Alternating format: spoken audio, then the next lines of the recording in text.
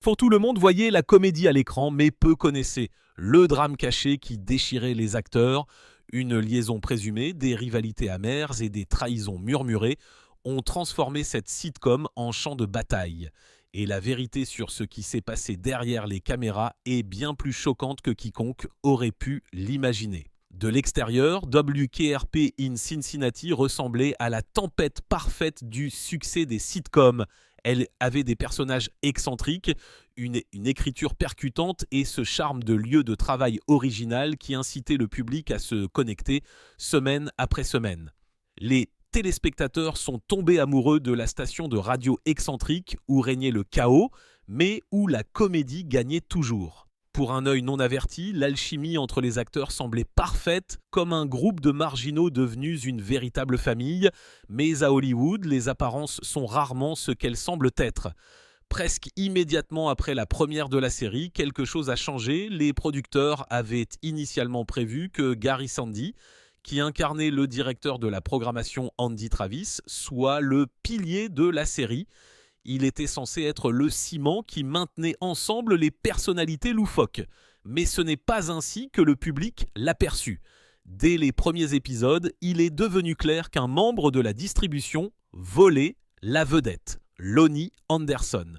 L'interprétation par Anderson de Jennifer Marlowe, la réceptionniste glamour mais pleine d'esprit, a brisé tous les stéréotypes. Les téléspectateurs s'attendaient à ce qu'elle soit juste une autre blonde stupide, mais au lieu de cela, elle a renversé le scénario, déjouant ses collègues avec esprit et grâce. Ce n'était pas juste un autre personnage de sitcom, c'était un rôle révélateur. Soudain, les couvertures de TV Guide et les articles de magazines ne posaient pas de questions sur Gary Sandy ou Howard et Simone. Ils voulaient Lonnie Anderson et avec cette notoriété est venue l'attention. Ce que le public n'a pas vu, c'est à quelle vitesse ce déséquilibre a commencé à éroder la dynamique de la distribution. La célébrité d'Anderson n'était pas seulement un succès professionnel, c'était une attention personnelle, des tournées de presse, des talk-shows de fin de soirée et une base de fans qui semblait tourner autour d'elle. Les autres, en particulier Sandy, ont commencé à se sentir éclipsés. Chaque sitcom a ses stars. Mais lorsqu'une émission qui était censée être un ensemble a soudainement tourné autour d'une seule personne, les égos ont commencé à être meurtris. Dans les coulisses, des pics d'eau subtils et des remarques désinvoltes ont commencé à circuler. Certains murmuraient qu'Anderson utilisait son apparence pour grimper plus haut à Hollywood, tandis que d'autres croyaient qu'elle était vraiment l'artiste la plus talentueuse sur le plateau. Mais une chose était certaine. L'atmosphère autrefois amicale sur le plateau a commencé à se sentir plus compétitive. Ce qui avait commencé comme de petites fissures dans l'illusion d'harmonie allait bientôt s'élargir en divisions ouvertes. Et puis sont venues les rumeurs, celles qui n'opposaient pas seulement les stars sur le plan professionnel, mais personnel. Des murmures de rencontres tardives, des conversations privées qui s'éternisaient et des disputes jalouses. Soudain, il ne s'agissait plus seulement de savoir qui obtenait le plus grand rire dans une scène. Il s'agissait de loyauté, de trahison et de désir. Et une fois que le mot « affaire » a commencé à circuler parmi les initiés, toute la dynamique de la distribution a commencé à s'effondrer. L'illusion scintillante de WKRP, une famille de sitcoms liée par la comédie, commençait à se fracturer. Les fans qui regardaient à la maison n'en avaient aucune idée. Mais sur le plateau, les germes de la division étaient déjà en train de prendre racine. Ce que personne ne réalisait, c'est que ce n'était que le début. Car une fois que la célébrité d'Anderson a explosé au-delà de la série, les murmures sur l'affaire allaient devenir plus forts, les jalousies plus vives et la bataille pour l'attention plus impitoyable, et la personne prise au milieu, Gary Sandy. Mais sa frustration et les choix qu'il a fait allaient transformer la tension silencieuse en une tempête totale. Dès le moment où Lonnie Anderson est apparue à l'écran dans le rôle de Jennifer Marlowe, le public a été captivé. Elle ne se contentait pas de jouer la réceptionniste glamour. Elle redéfinissait complètement le rôle. Les téléspectateurs s'attendaient à de la légèreté, mais ils ont obtenu de l'intelligence, de l'esprit et un pouvoir tranquille qui éclipsait presque tous les autres sur le plateau. Presque du jour au lendemain, Anderson et Son est devenu le visage de WKRP in Cincinnati. Et la chaîne a rapidement réalisé qu'elle avait une star entre les mains. Les producteurs ont commencé à centrer davantage d'intrigues autour d'elle et les magazines se sont précipités pour la présenter dans des articles. Elle était interviewée, photographiée et louée bien plus que ses co-stars, ce qui a suscité des murmures de jalousie. Pour certains, Anderson portait la série. Pour d'autres, elle accaparait la vedette. Gary Sandy, en particulier, aurait eu du mal à accepter le fait que son statut d'acteur principal s'éloignait à chaque titre sur Anderson. Pour une série présentée comme un ensemble, le déséquilibre était flagrant et Sandy en ressentait le plus la piqûre. Son ascension n'était pas seulement une question de couverture médiatique. Dans les coulisses, Anderson a gagné en influence auprès des producteurs. Ses opinions ont soudainement pris plus de poids dans les décisions créatives. Les membres de la distribution ont remarqué comment les intrigues s'inclinaient vers son personnage. Et tandis que certains l'acceptaient discrètement, d'autres le ressentaient profondément. L'atmosphère a commencé à changer. Ce qui ressemblait autrefois à une famille de sitcoms ressemblait maintenant à une compétition pour l'attention. Et puis sont venues les rumeurs. Les potins de l'industrie suggéraient que son ascension fulgurante n'était pas seulement une question de talent. Des murmures d'une romance en coulisses ont commencé à tourbillonner. Une liaison présumée qui expliquait son influence et créait du ressentiment parmi les camarades de distribution. Soudain, les questions ne portaient plus seulement sur qui avait le meilleur timing comique. Elles portaient sur la loyauté, la trahison et sur qui Anderson s'alignait réellement hors caméra. Les tabloïds se sont emparés de l'affaire et bientôt le nom d'Anderson n'a plus été associé uniquement à un succès fulgurant, mais à un scandale. Sa carrière était en plein essor, mais à chaque nouveau titre, la tension sur le plateau s'épaississait. Les membres de la distribution étaient obligés de choisir leur camp. Des alliances se sont discrètement formées et les conversations à huis clos sont devenues plus vives. Ce qui ressemblait à une joyeuse famille de sitcoms à la télévision se fracturait en rivalités silencieuses et en soupçons murmurés. Et alors que les murmures sur la vie privée d'Anderson se faisaient mot à plus fort, un membre de la distribution s'est retrouvé entraîné dans la tempête. La frustration de Gary Sandy était sur le point de déborder d'une manière qui allait laisser toute la distribution chancelante. Gary Sandy est arrivé à WKRP in Cincinnati en croyant qu'il était la star. Le rôle d'Andy Travis, l'ambitieux directeur de la programmation, lui avait été présenté comme le personnage central, la main ferme au milieu du chaos. Mais il n'a pas fallu longtemps pour que la réalité écrase cette promesse. Dès la deuxième saison, il était clair que le public n'affluait pas pour le rôle de faire-valoir de Sandy. Il se connectait pour Lonnie Anderson, dont le personnage était devenu le joyau de la série. Sandy n'était pas aveugle à cela. Il a vu les couvertures de magazines, les interviews, la façon dont les producteurs s'appuyaient sur le charme d'Anderson. Pour lui, c'était comme une trahison.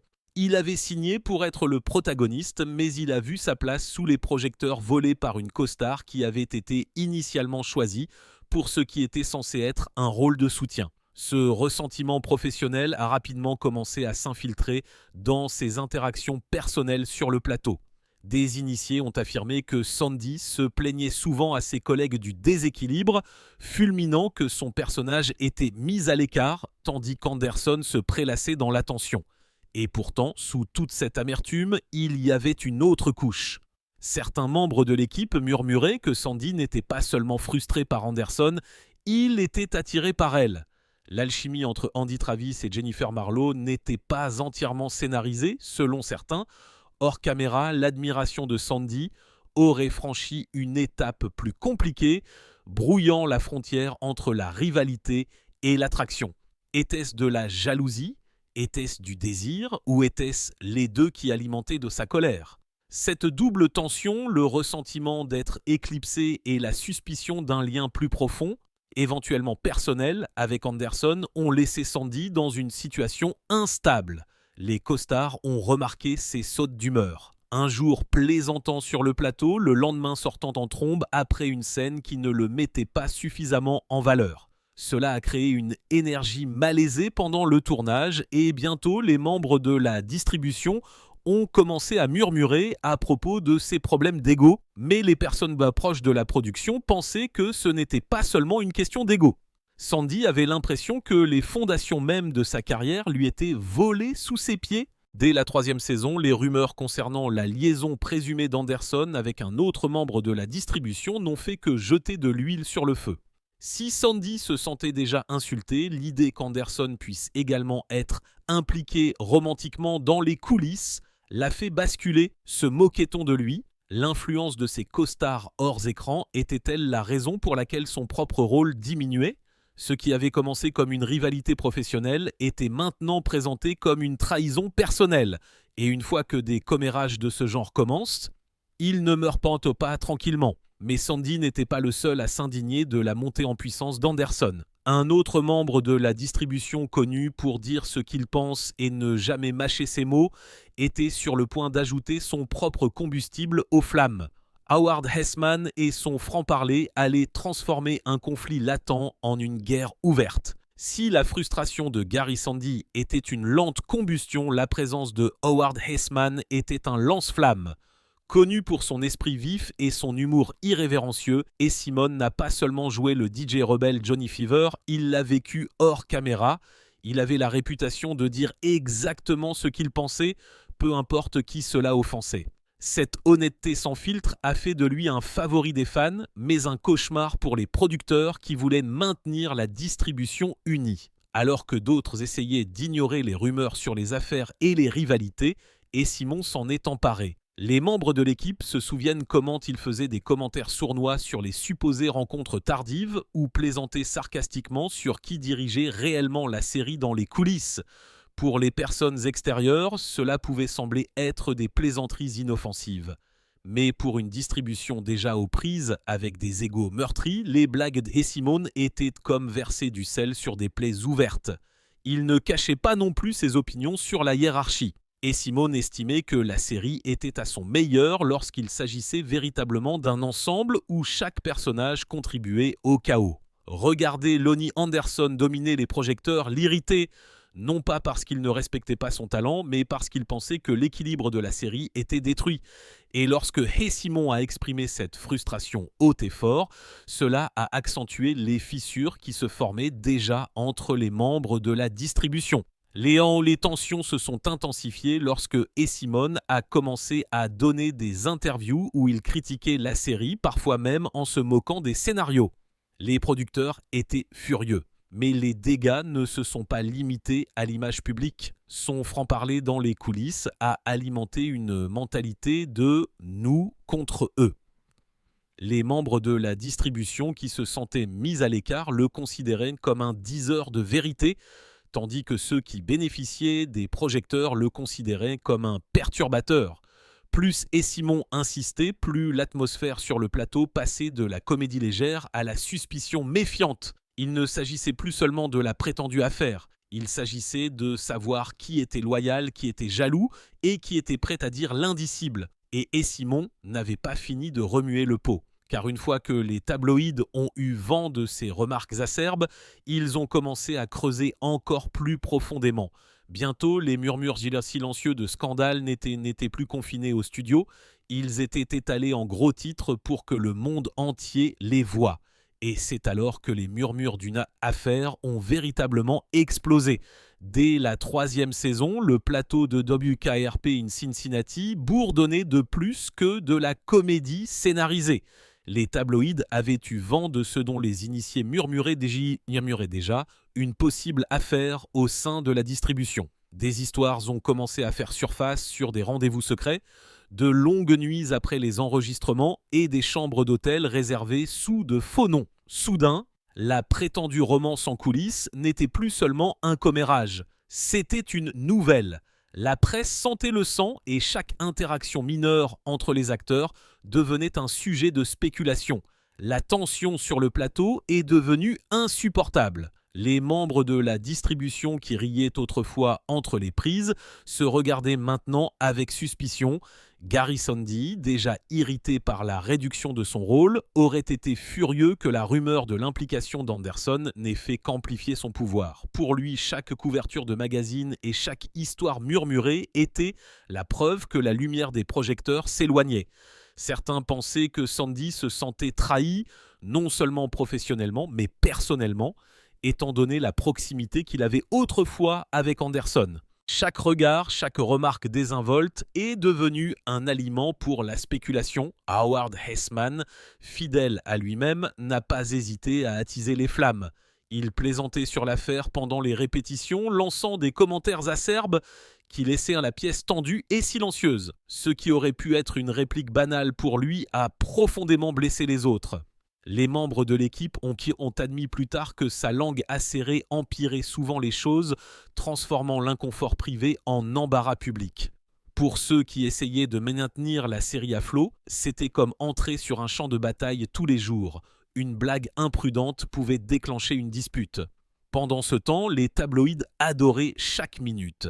Les gros titres faisaient allusion à la jalousie, à la trahison et aux rivalités amères, déchirant l'une des distributions les plus aimées de la télévision. Le prétendu scandale a éclipsé la série elle-même et les producteurs se sont efforcés de contrôler le récit.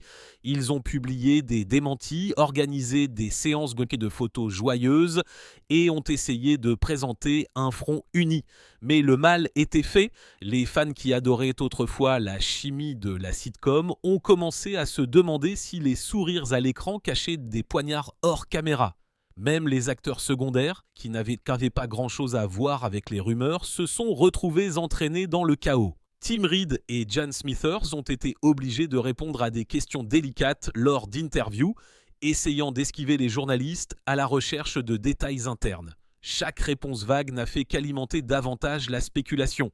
Ce qui avait commencé comme des murmures silencieux parmi les membres de l'équipe s'était maintenant transformé en un véritable cirque médiatique. Les fissures dans l'unité de la distribution étaient grandes ouvertes. Chaque acteur devait décider où il se situait, qui il croyait et qui il en voulait. La dynamique familiale autrefois ludique s'était fracturée en camps concurrents. Ce qui était autrefois murmuré dans les coins était maintenant crié dans les gros titres. Et la chose même qui rendait la série spéciale, sa chimie d'ensemble, s'évanouissait. Et bientôt, ces rivalités privées ne resteraient plus cachées. Car ce qui a commencé comme des rumeurs était sur le point de se transformer en affrontement public que personne ne pourrait ignorer. Au moment où les rumeurs d'affaires ont atteint leur apogée, la tension sur le plateau ne pouvait plus être contenue à huis clos. Ce qui avait autrefois été des pics subtils et des frustrations privées a commencé à se répandre aux yeux du public. Les membres de la distribution ont commencé à s'en prendre les uns aux autres lors de tournées de presse, d'interviews et même d'événements pour les fans. Les sourires semblaient répétés, les blagues forcées, et la chimie qui avait autrefois fait briller WKRP in Cincinnati commençait à se fissurer. Lonnie Anderson, autrefois célébrée comme la star de la série, était maintenant dépeinte par la presse comme difficile. Les articles la dépeignaient comme manipulatrice, utilisant sa célébrité et ses prétendues liaisons pour cimenter son pouvoir. Pour Gary Sandy, le récit était tout aussi dur. Il était décrit comme amer, un acteur principal en déclin qui ne pouvait pas supporter d'être éclipsé. Chaque interview semblait alimenter cette image et peu importe ses efforts pour en rire, pour en rire, l'amertume transparaissait. Howard Hessimon a empiré les choses en refusant de jouer le jeu hollywoodien. Il s'est moqué des scénarios de la série dans des interviews, a levé les yeux au ciel lorsqu'on lui a posé des questions sur l'harmonie de la distribution et a lancé des pics voilés à la célébrité d'Anderson.